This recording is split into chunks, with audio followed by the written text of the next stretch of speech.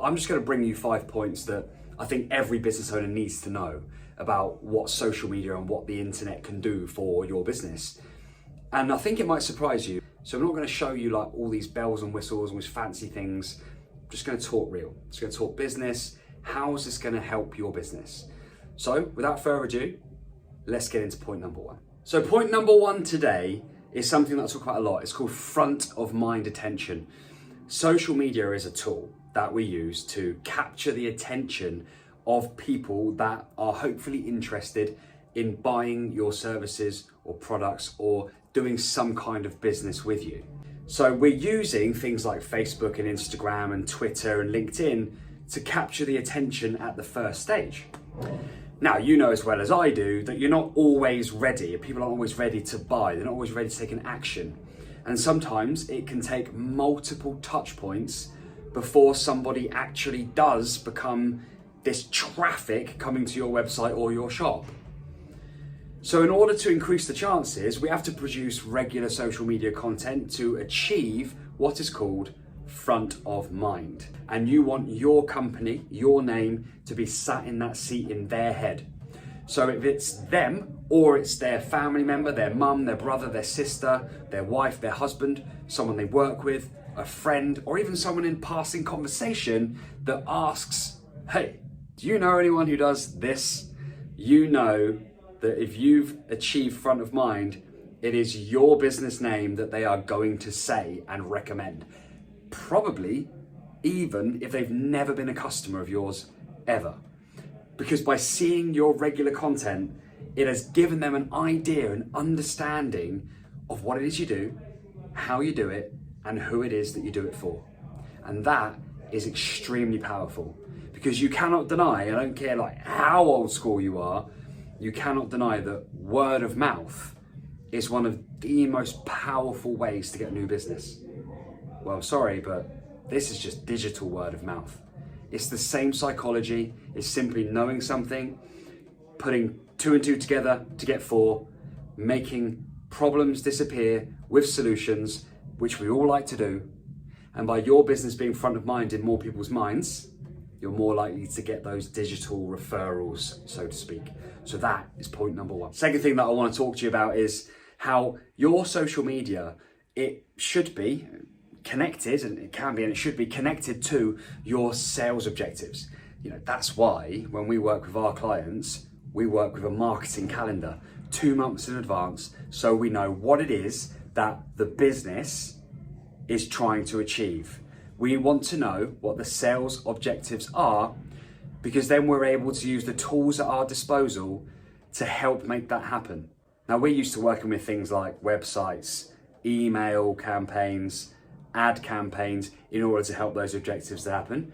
But another one of those tools that we can use is social media. Now, if you own a business and you have social media accounts, then you should know that it's not all just about pretty pictures and funny TikTok dances. It is about making sure that the content is able to pierce the attention of the prospect and help bring them closer towards your sales objective. Otherwise, you could argue, and that's why I have a lot of time for those business owners that aren't into social media, because they often say, well, there's no point. It's not going to help my business. I don't want people to buy from me from Facebook, Instagram, or Twitter or TikTok. I get that. But this is the world we live in, where anything can start anytime from anywhere online. Because it only takes one click or one tap, and that person has gone from wherever they were on the internet straight to your website. And so all social media should take that into account. Now, having said that, you don't want to be all the time talking to the person as if they come to our online shop, come to our website, come do our services. You need us. We want to be sometimes masking it and engaging it behind content that is more conversational, content that is a little bit sort of less tense, so that we're able to come across in a way that's very easy to flow within the rest of the conversation that's going on that person's phone or computer. So I do hope that helps. That is point number 2, which is that all social media in some way or another points towards the sales objectives of the business. Third thing I'm going to talk to you about, really easy one for business owners to understand, That's about captive audience.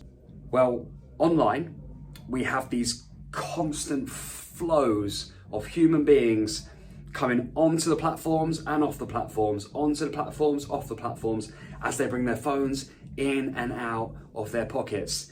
This constant flow of moving, dynamic, liquid attention is always out there. And so we have a captive market. I hate to break it to you, but I'm also glad to break it to you, that the internet isn't going anywhere, social media isn't going anywhere. And if you don't want your business to go anywhere, then you have to at least be thinking about how it might help you and how you might be able to engage with it in a positive way. You know, we haven't got time anymore. We need to get over it, okay? We haven't got time anymore to be poo-pooing on social media or saying that the internet is bad or that you've had enough of it or that it's, you know, annoying you. But no offense, it doesn't care. It doesn't care about what you think about it. It's not going anywhere because people vote with their thumbs and they vote with their feet. And it is getting stronger and stronger. Now, what I would recommend is if you do feel strongly about that, look, I get it. A lot of the business owners that I talk to on a weekly basis, clients of ours at Tide 55, I'll tell you a secret, they hate social media, which is one of the reasons why they ask us to do it, because we get it from a business point of view. You know, we're not there for like the sugar-coated elements of this. We're there for the business-based results. And so they trust us to do it. So I'd recommend that if you feel the same, that you just don't do it yourself, but find people that are able to do it. Okay, and that's a little hint there for you to come and speak to me. So that moves us on to point number 4. This is extremely underrated and overlooked. Social media is very rapidly becoming the first place that people go to complain about the brand, about the services, about the products that they are not happy with. We get it a lot because we manage a lot of different accounts for a lot of different companies. But there's a few in particular that do get their fair share of complaints. That's purely because they produce thousands of units of their products going into supermarkets every single day. And so there's ultimately going to be some problems along the way. But we are quite literally the first port of call. We are the frontline diffusers of angry people quite often. And if you haven't got somebody who is there, rapid response, and it is high importance. A lot of people don't think it is, but I think it is. I don't know about you, but I think customer service is really important. So I would hate it if I knew that people were trying to complain and getting ignored. I would be like really scared of that happening because I know how important reputation is. So if you're the same, then you should consider, again, that this isn't going anywhere. People aren't going to just change their behavior because you don't want them to do it. They will do it. They will go to social media, whether that's in your inbox privately or whether that's publicly, all over Twitter, all over Facebook, all over Instagram. They will share their problem if they have one on social media. And those problems can be resolved most of the time firsthand.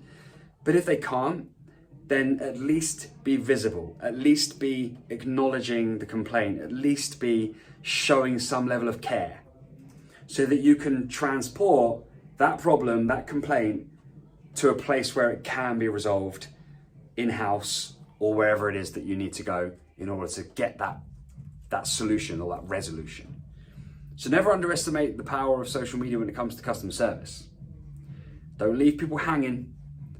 Don't leave angry people hanging, because we know what can happen.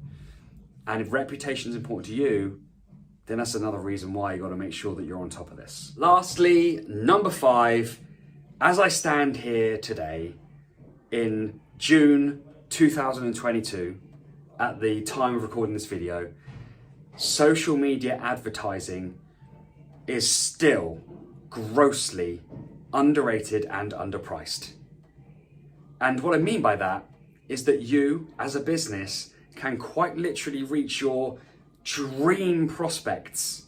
You could take money and put it into Facebook and Instagram's ad platform, because that's a shared platform, and your message, your brand, your company colors, your logo, your advert, your call to action could be showing up on their devices multiple times a day, as they scroll through their social media, or even like in between games that they're playing. These are placements that can be utilized by your business. And the cool thing about it is that the ad platforms can hone in on what specific interests this person has, their age, where they live, where they've recently been on holiday. There's so many different ways that you can approach it. And what I love about that as a marketer is that you get to be both creative and obvious in your approach.